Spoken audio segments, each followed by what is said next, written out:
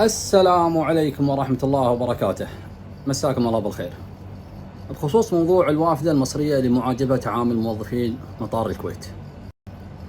أول شيء، هؤلاء بشر ما هم روبوتات يبتسمون 24 ساعة للرايح والجاي عشان حضرة جنابك ترضين. ثاني شيء، أنت تعلمين شنو ظروف هذا الموظف. يمكن عنده ظروف خاصة عكرت مزاجه، يمكن أبوه أو أمه تعبانين، يمكن عنده خلافات زوجية، يمكن عنده خلافات في العمل أو أي ظرف آخر.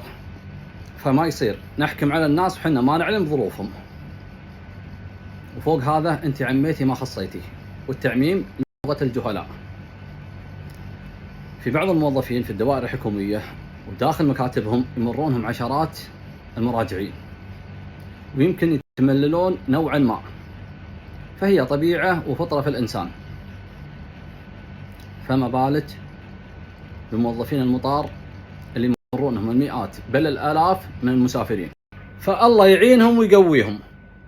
ويجب على المسافرين أن يتعاطفوا مع موظفين المطار والمنافذ تقديرا لضغط العمل عندهم والإجراءات التي يقومون بها. طالما الموظف لم يعتدي لا لفظيا ولا جسديا على المسافر، فيمكن التغاضي عن بعض الأساليب لتيسير الأمور.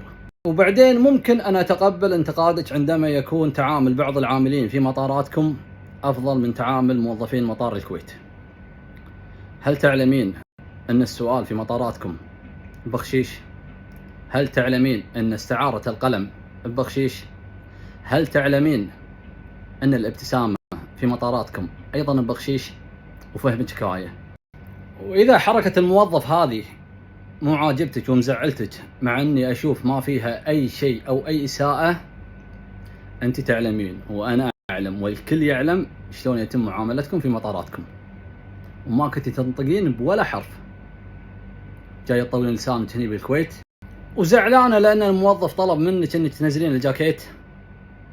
حنا في مطاراتكم ننزل الجاكيتات، وحتى أحذيتنا ينزلونها.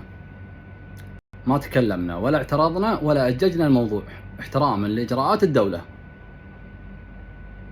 الواحد يعني والله العظيم ما يبي يتكلم، لكن من طق الباب يسمع الجواب. السلام عليكم.